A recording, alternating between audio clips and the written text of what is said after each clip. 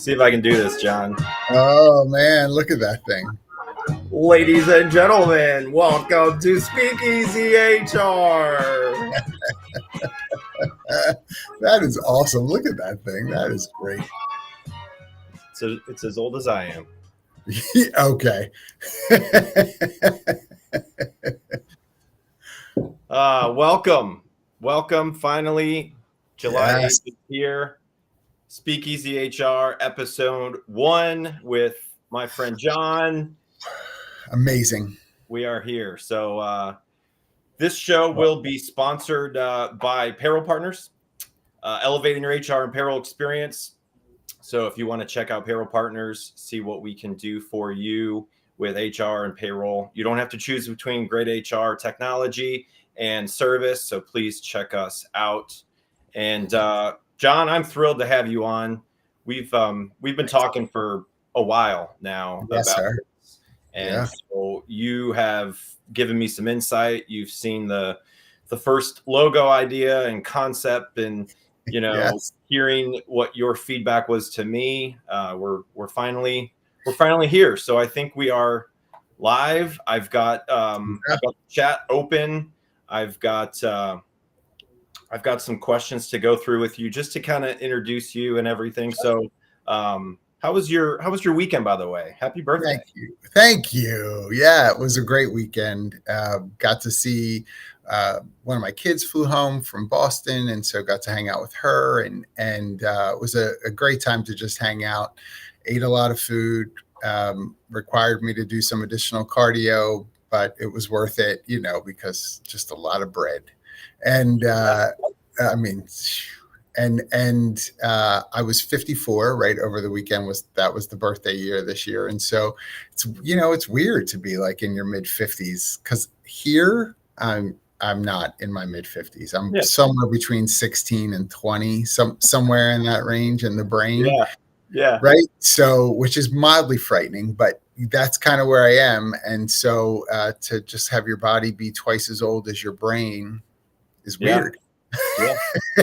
Yeah. I age is it's just a number, and I'm constantly working on my health and just trying to keep up with my wife. It's she challenges me every day, so that's yes. a thing. I have a challenging wife as well. I understood that coded language. That was very nice. Right. I'm kidding. Right. So John, I know kind of what you do, and I know you were just at SHRM in Chicago.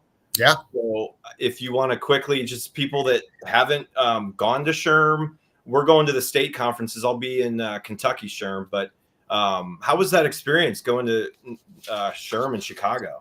Yeah, I mean, it was a good time. And I think, contextually, I had the opportunity to speak twice at the event. And so SHRM, there are about 26,000 people at the national event. I mean, it's a lot of people.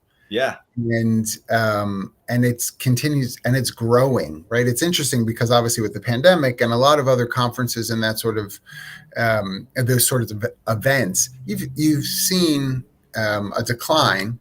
Yeah. And so some conferences now are on their way back, and for most of them, they're doing pretty well in terms of numbers. But to get up to like 26,000, it was huge. So it takes over the city. And I know that's funny to say about a city like Chicago, but every lift that I got in, every one of them is like, "Are you part of that HR, SHRM thing, whatever that is?" I'm like, yeah. And because it's just a lot of people coming into a city at one time. So it was a great time. Really excited that I got to share a couple of times in 2 different sessions, and grateful for the feedback that I got. So, I've been at this a long time. So it's really fun to get to go and share some things with people.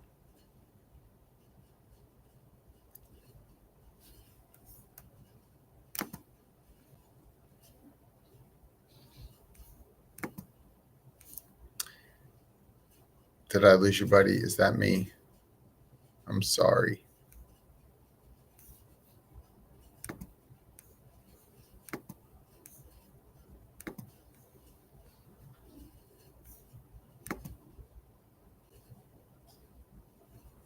You there? I see you. I don't know what happened. Welcome to live stream. Internet bomb. You're on I'm the on other the side. other side. I know. It's the magic. We planned this. We planned it. It was switcheroo in the middle, right? Man, that's crazy. Anyway, you were talking about Chicago, Sherm, and all of that. So, yes, yeah. I think I got through. I think you had glitched, so everybody listening heard what I had to say. So it went really well. Okay, awesome.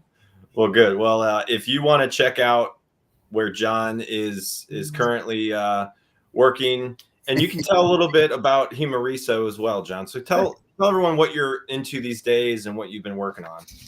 Yeah, so thanks, David. So the premise behind Humoriso is really a full service HR consulting firm. So we're very fortunate in that we've got a number of really talented people on the team at Humoriso, and so we're doing a lot of work from the tactical side of HR up through the transformative end of things, and so. A lot of blocking and tackling, right? As you know, honestly, in the work that you do as well. Can't get away from compliance, got a lot of administrative stuff that has to be done.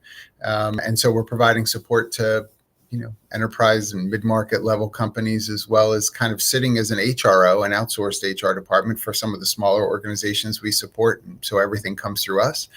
But then we're doing some fun stuff around talent strategy and helping organizations with workforce planning and figuring out, right, whether to merge or acquire other businesses and how to scale their organization and develop and design it in a certain way. And so really, really heady sort of, again, transformative organizational work as well. So we're super stoked to run the gamut. So been doing it it'll be 12 years on August 1st. Will be 12 years for Humoriso. So super pumped. Wow. Yeah. Congratulations. That's exciting. And Yes. you've been in HR for 30 plus years, right? And you are the only, I don't know if this has changed, but oh my gosh, it said on your profile on LinkedIn, you won the Delaware Valley Philly Metropolitan Area HR Person of the Year. Yep. And HR Consultant of the Year. Yes. You're the only person to ever win them both? Ever to win them both. Wow. Yes. Yeah. Very part cool. of that is very cool. And I'm very grateful. And part of it too is, because you're, as old as dirt, at some point, some stuff has to kind of come back around, right? 30 plus years at some point, right? You got to come up for something.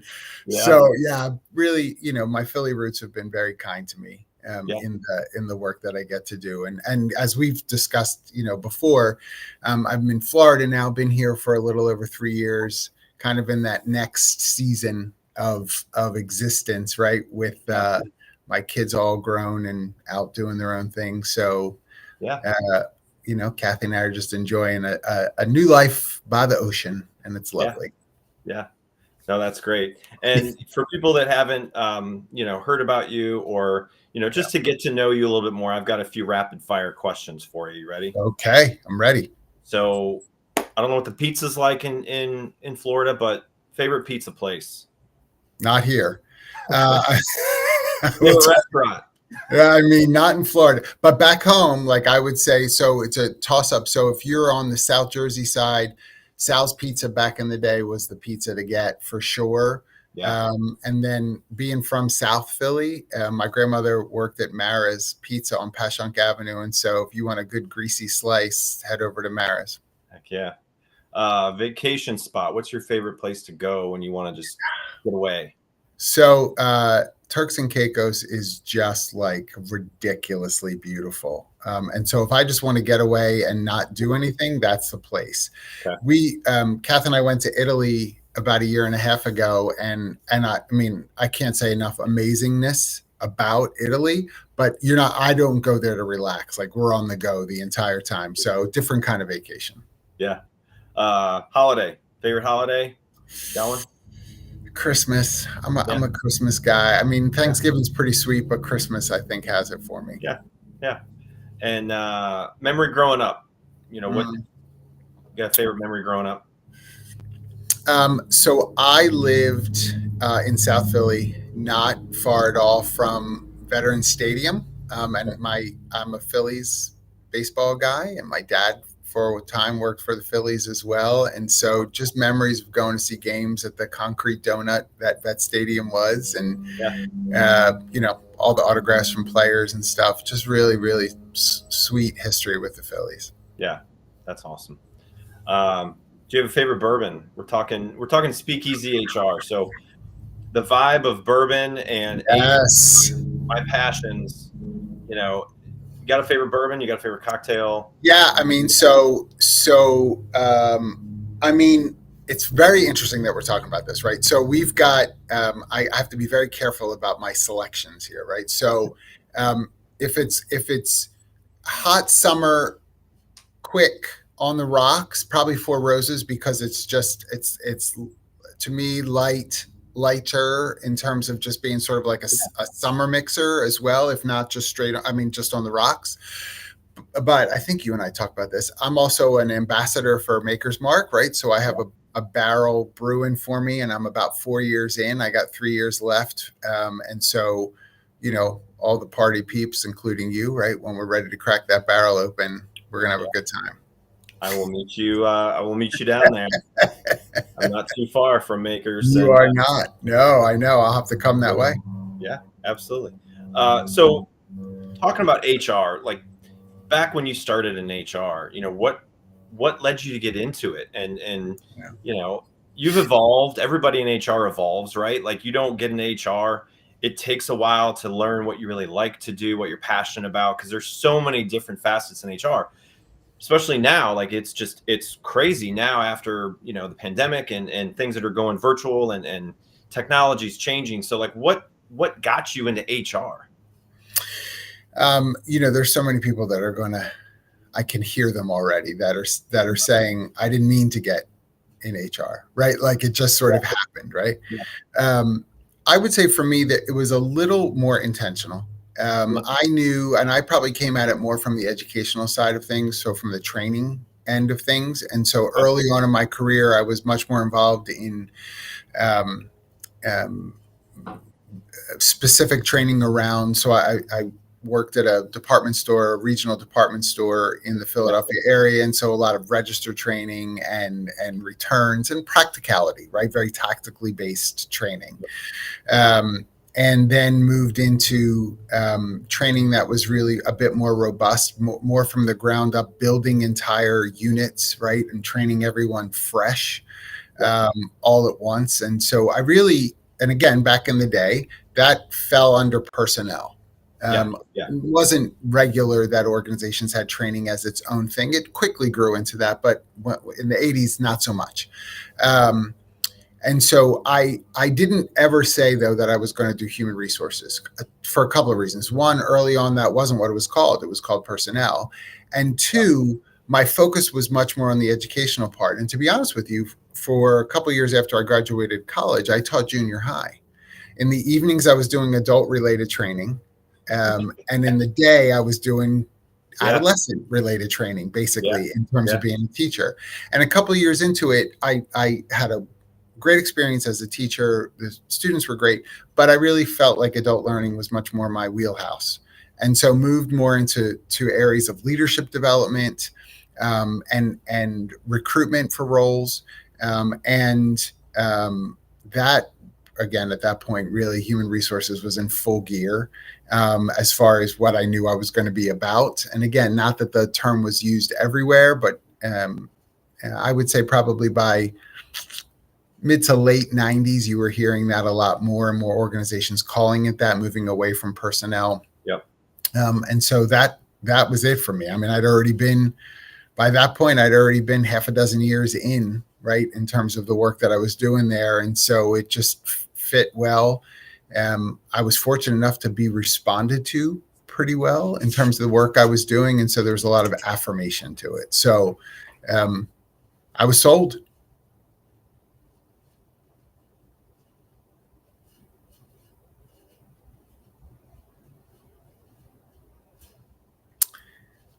I hope it's not me freezing for you, David. It's that bourbon talk.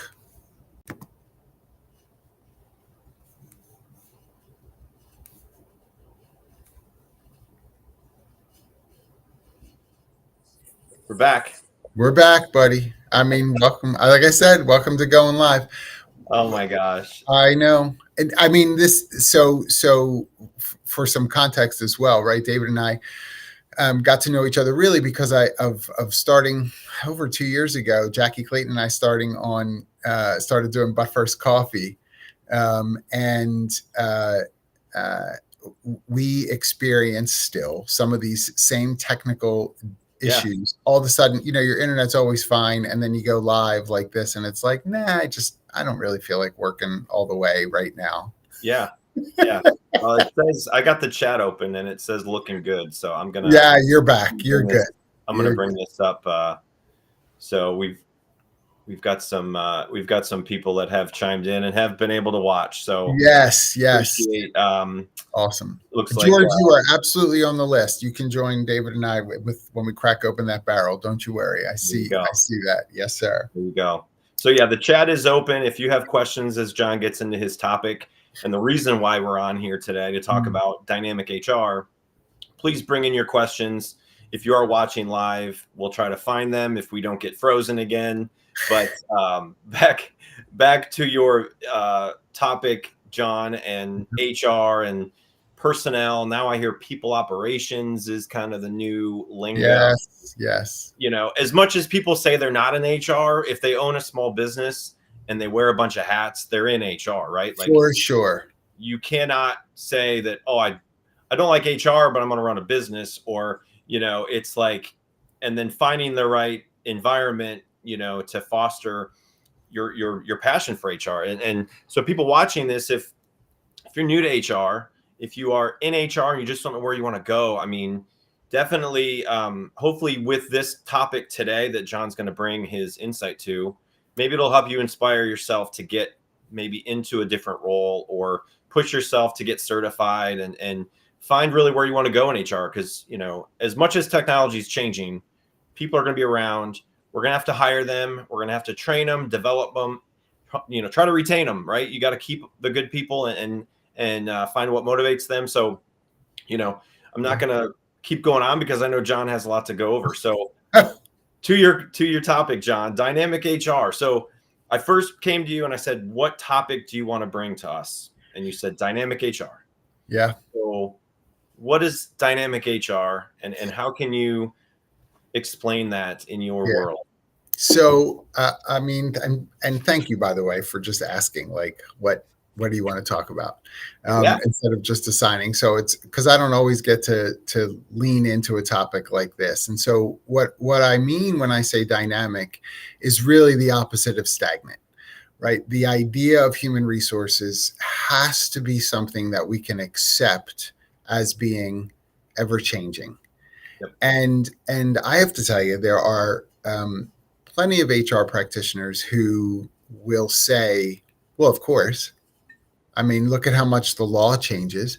And so we have to keep up with things. And I'm not taking away from that. I totally agree with that. We have to keep up with things.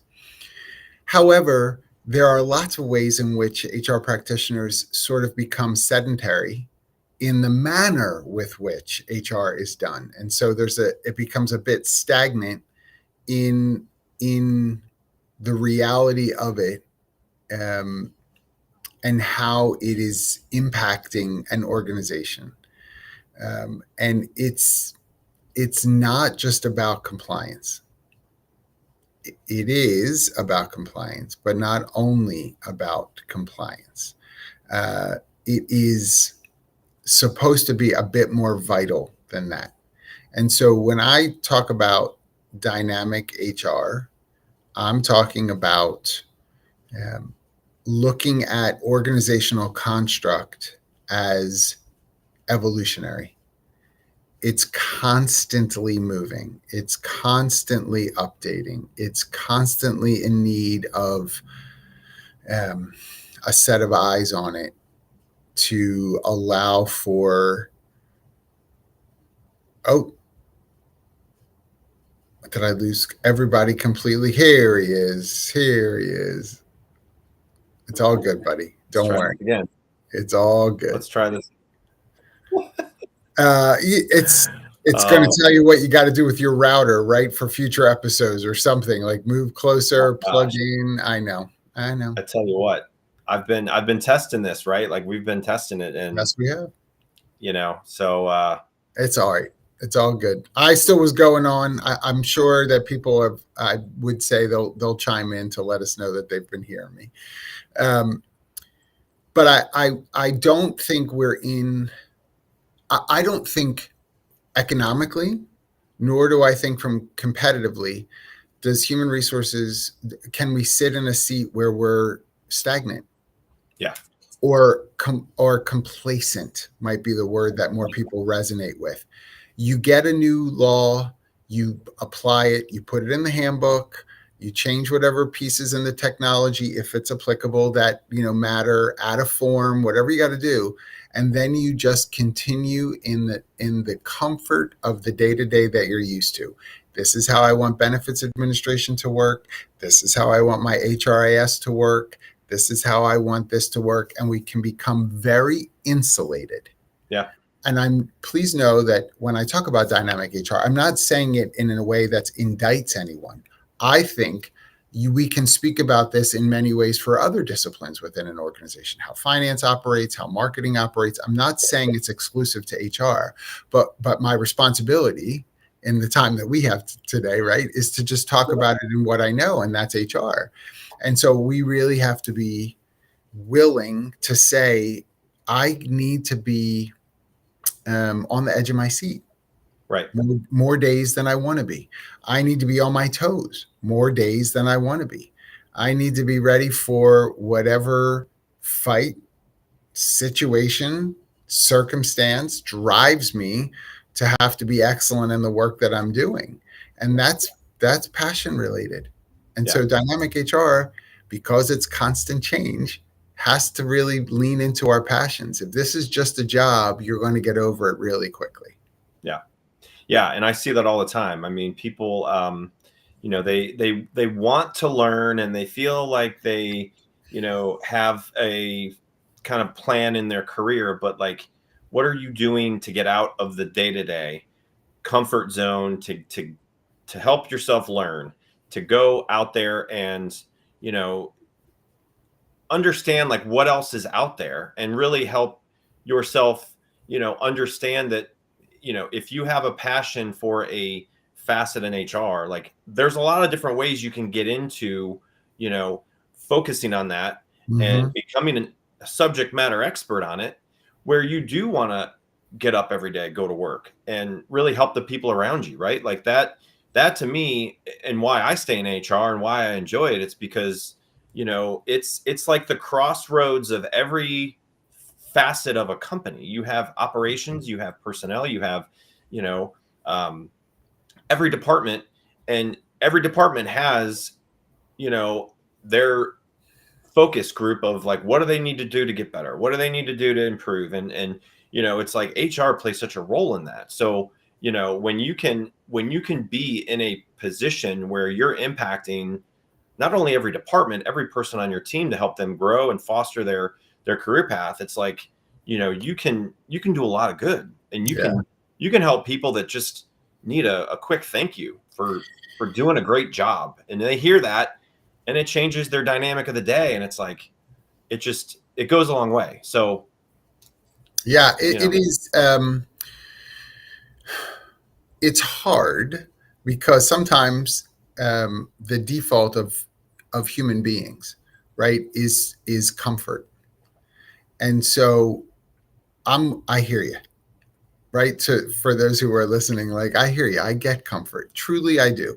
You asked me about my weekend. I was pretty comfortable yesterday, midday here in Florida, laying on my float, reading. I think I was reading a newspaper. Like, yeah, they still make newspapers. Wow.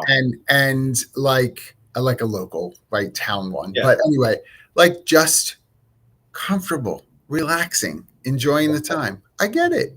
We're not talking about every minute, right, being dynamic, but we are saying during the week, let's just call it the week, right? During your work week, what is the level of passion that you kind of sit in? And how is it encouraging and pushing you towards a dynamic approach to human resources? That means, in what ways am I a resource to the humans that I get to serve? And in what ways are the humans resources to the organization for which they work? It's both and. It's not either or. Right. And so that takes a lot of thought. It takes a lot of testing. It takes a lot of activation. There's all of that work that will keep you pretty busy. And so specifically, let me just give an example, right? So to just help with this, right? So when you think about dynamic HR, I would say, look at the ways in which you have done performance management, just to pick on one thing. If we're using sort of the same form for an appraisal, right? Same cadence every 6 months, we do this. Same 360, everybody fill this out. Yep. Same, at some point that becomes stale. Yep. And the responses you get from people, just like any human being, how many things am I going to say about David, who I've worked with for 4 years, let's say, which might mean 8 times that I have to fill out a 360 for David. What else can I possibly say about him that I haven't already said? People start to disengage. It isn't as passionate in terms of how it's connected. It just becomes rote. It becomes mindless. That's not the way in which we're to keep people activated. Don't worry about putting out your engagement survey. Just look at something like that. What are the answers like? How are people just trying to quickly get it done? My gosh, I feel like I just did this last week, right? Like, if that's the sense that you're getting from people, that's letting you know, hey, let's mix it up a little bit. Let me keep myself on my toes and help to keep this evolving. Again, simple example, but there are ways in which you can marry the practicality to this idea of dynamism that I'm talking about. So you bring up a good point. So if somebody watching does a performance review, and it's a yearly performance review process, right? Yeah. Usually around the time you give out raises. Right. Which is a horrible idea. Keep going. Yes. They've done it like that. They've done it like that for so long, and people understand that that's the process. To change it up, or a company that's never done performance reviews, and they're like, "Oh, I really need to do this. We're growing. We're hiring more people. We're creating jobs in our organization, and we're a company of 30, but we're going to be a company of 80 in the next few years." Like, what advice do you give them in how to maybe take it to the next? Yeah.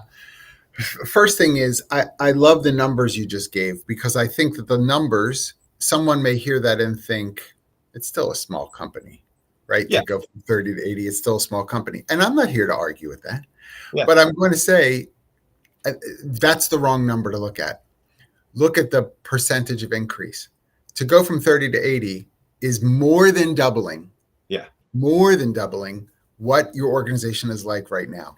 That will, by nature, in a short period of time, cannot help but challenge infrastructure, challenge communication components, whether how communication happens or the tools that are used for communication.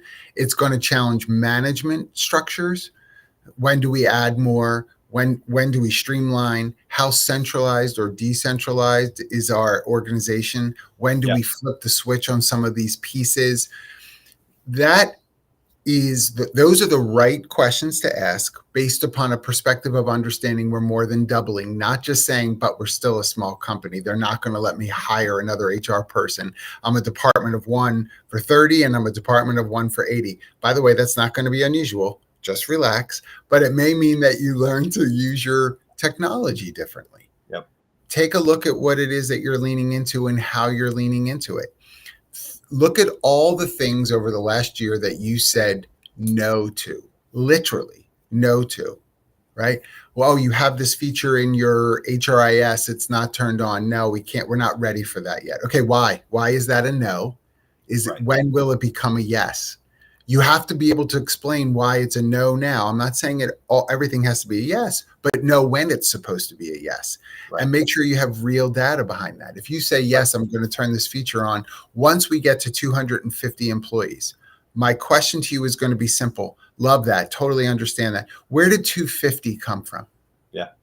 What made that the magic number? Well, that seems about right. Well, I would love to see myself seem to be a 30-inch waist. I'm not, right? Like, so what does seem mean? Yeah. What is Yeah. That's got to be based on something. Is Right. it data driven? Is it feelings based? Is Yep. it finance telling you can't add this until then? Like, what are the factors? And Right. really make sure that there's nothing overly anecdotal. Yeah. And because that will weaken your position as an HR practitioner within your organization. It won't take very long for leadership to see you as feelings and or anecdotally oriented, and so they don't trust what you bring to the table to say it's time, because they're going to think it's just about how you feel or what you think, or you're complaining that you're overworked. Let it be something that really can be pointed to. And by the way, I'm saying this, there absolutely are ways to be able to measure that, right? So that you can have real data to kind of walk in to say, it's not about how I feel, right? Yeah. This is what it's based upon. That those pieces, even from a 30-person organization growing to 80, can happen now. You can start to forecast that way and plan for the way in which you'll activate components of that growth along the way. That sounds like I'm sure a Like lot I've of done it once or twice. Yeah, probably. they're probably thinking right now, well, if performance reviews are not our strong suit, and a lot of people don't like them, a lot of managers, they will do anything to not do performance reviews, but it's an important factor, and you gotta know what motivates your people. Yep. You gotta figure out what motivates the people in their 20s. They're not going to be motivated by the same things with people that are in their 50s, right? Listen, well, this is dynamic HR, right? So Yeah. I'm older in HR. There are very few things that have been done in the workplace that I haven't seen or been a part of. And I don't mean that like, look at me, I'm great. I just mean, if you think about motivations, right? The ways in which we show appreciation or recognition in an organization. I remember the days where it was early on and we were able to do things like gift cards. And like that was like revolutionary, giving somebody a gift card, like a spot gift card for doing a great job. And people were like out of their minds excited. And in the employee break room, like, look at this $50 Visa card I got. This is awesome. You do that now and people are like, oh, thanks. And they throw it in a drawer with like 20 other gift cards that they're not using, right? And what happened? Well, along the way, it lost its cachet. It wasn't as vibrantly exciting. Well, as practitioners, that's where the dynamism comes in. What's the next thing? There are also times where, by the way, we see this, I'll point on fashion as an example. It doesn't mean that everything that once was that falls out of fashion can't come back around again in the future. Yeah. I remember a time where handwritten notes meant the world to somebody. And then we got away from that. And now I just was talking to a few people, funny enough, in Chicago. It's two people separate from one another who both shared really moving moments where recently the CEO of their organization dropped a handwritten note to them of appreciation, and they were elated in receiving it. Well, that's something we did 25 years ago. I was just talking about this yesterday. I was with my wife's family, and they were like, they went to a wedding, and they never got a thank you card in the mail for like a gift. And I'm like, I try to be a little bit more traditional in that. Anytime I went to a job interview, I would write a handwritten note. Mm-hmm. I tell people that. I still tell people that. I said, what do you do before and after an interview? You got to have good follow through. You can't just send an email and say thank you. You send a handwritten thank you card to somebody that you just were interviewed by. You're gonna be standing out in front of everybody else because no one else sends it. So it used to be that everybody did, right? You're right. Like it used to be that there was a lot of that follow-up, even follow-up emails. I have to tell you, even just an email, the amount of people that I interview who send a follow-up email to me, such a small percentage. So it stands out now, right? Because of that, to exactly your point. I don't want anybody to kind of hear me saying, it's always the latest and greatest. You got to be up. I'm saying be wise about what makes sense in the latest and greatest moving forward, right? Because sometimes it is looking backward and going back to some things, some tried and true things from years gone by, but sometimes it is about advancing. That's where I think you see things around technology make sense, right? We've got a distributed workforce that really does need to be considered for some organizations because they're all over the country or international, and you might need to use certain apps in ways that make sense for your organization where maybe 10 years ago you wouldn't have to do that. It's okay. There's room for it. Yep. Bruce had a great message for you, John. Bruce, so thank you. Bruce. Yes, it's the little things that make the big impact. And Bruce is speaking my language. Thank you, buddy. I mean, you look at dynamic HR, and I don't want anybody to think that I'm saying it's always the big and over the top things that prove that it's dynamic HR.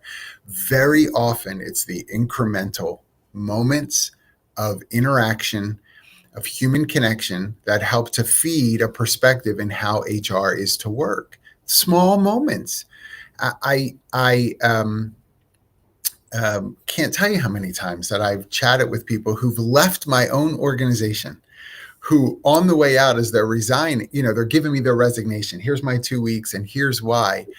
Just emotional, trying to quit this job because it wasn't just a job, right? It meant something to them. They learned so much. They're ready to spread their wings and try something else, which I love.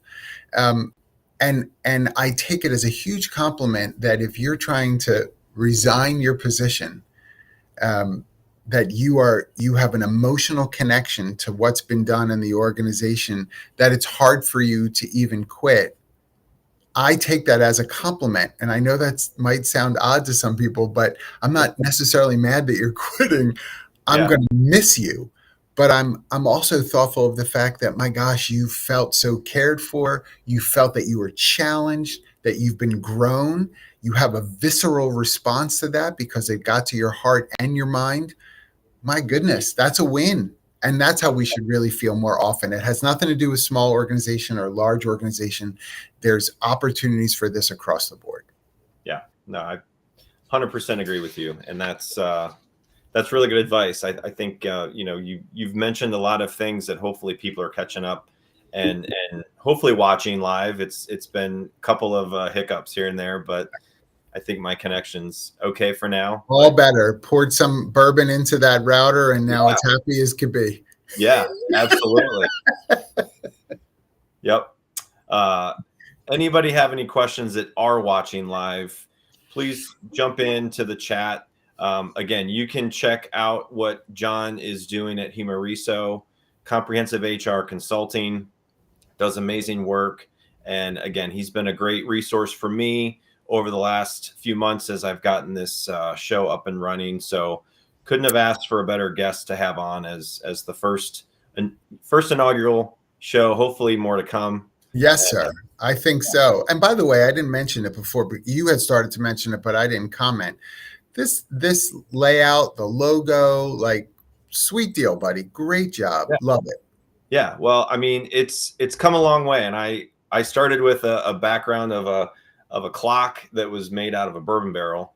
And you gave me some pointers on that. And now I've got stuff that's from Prohibition. This is a bottle from 1916 spring, bottled, and this went through Prohibition. Shout out to Brad at Revival down in Covington, Kentucky.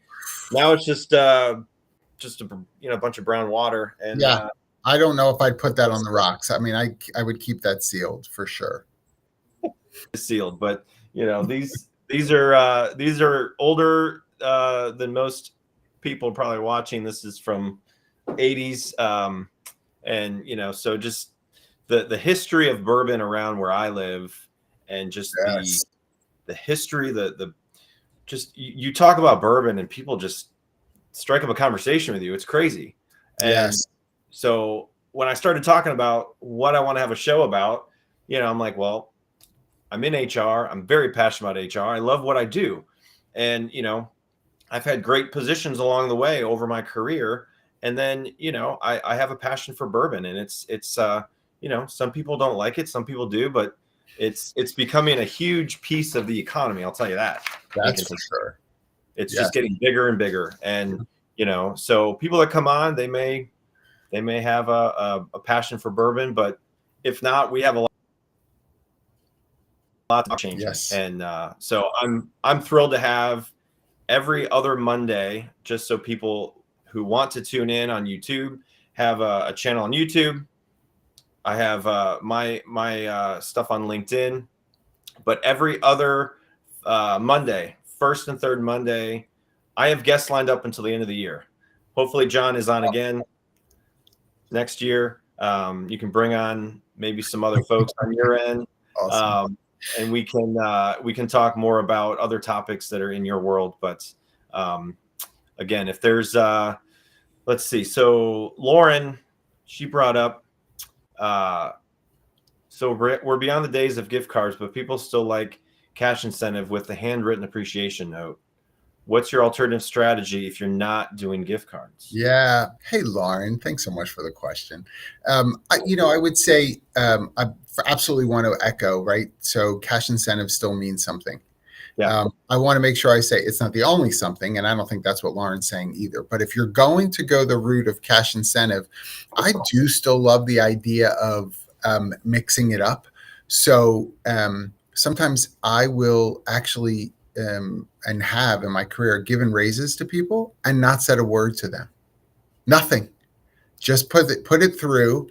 And it's amazing how many times people will say, hey, something's wrong with my check. I'm like, why? What happened? And they're like, somebody must have forgotten to take. And honestly, it's often the negative, right? Someone must have forgotten to take a deduction because I got more in my net. And I'm like, oh, it's probably because of the raise you got. I got a raise? You got a raise. Surprise raises. Right? Boom, right there, right? And someone is like, taken back because it's not connected to some formal process. Yeah. The annual performance appraisal, something like that. You could be thoughtful around cash, by the way, in terms of experience as well. And, I have to put my payroll hat on for a second. You're supposed to tax these things. Please don't think I'm saying that. But, you could use the cash to be something that's meaningful. So if you know that there's something going on, especially as you get to know your folks, right? If there's something going on for someone where they've got a favorite, I don't know, musical artist or sports team, or they mentioned that they've always wanted to go to such and such a place, and you can arrange something for a weekend or tickets to a particular event. Do it. You don't have to announce it. Just share it with a note to that person to say, hey, this, I couldn't help it. Yep. You're doing such a great job, and I really appreciate your partnership in the organization. Please enjoy these. You and your significant other, whatever, go have a great time. I can't wait to hear all about it after, you get back or whatever it is. Those things mean something to people. Please don't take away opportunities to connect to a personal experience. That'll last so long in terms of the relationship. It's a good deposit. Oh, yeah. Yeah, I definitely agree with that. Oh my gosh, George Rogers, more than anybody probably on the planet, can speak about drinking and HR concurrently, and I'll leave it there. He'll make an interesting guest for you, David. There you go. There you go. Hey, we'll bring him on. So again, John, I appreciate you being on. I appreciate everyone tuning in. Again, this is the first of hopefully many. And I love this saying. I just added the y'all to it, but champions adjust, y'all. So go be a champion, do your thing. And John, because you were my first guest, have you ever seen these little guys? Yes. Yeah. Well, that's going in the mailbox, and it's going to your. Oh, buddy, thank you. Wherever. So you're going to get this in the mail. I just need your address. So appreciate that. Yeah. Thank you for having me on. Thank you.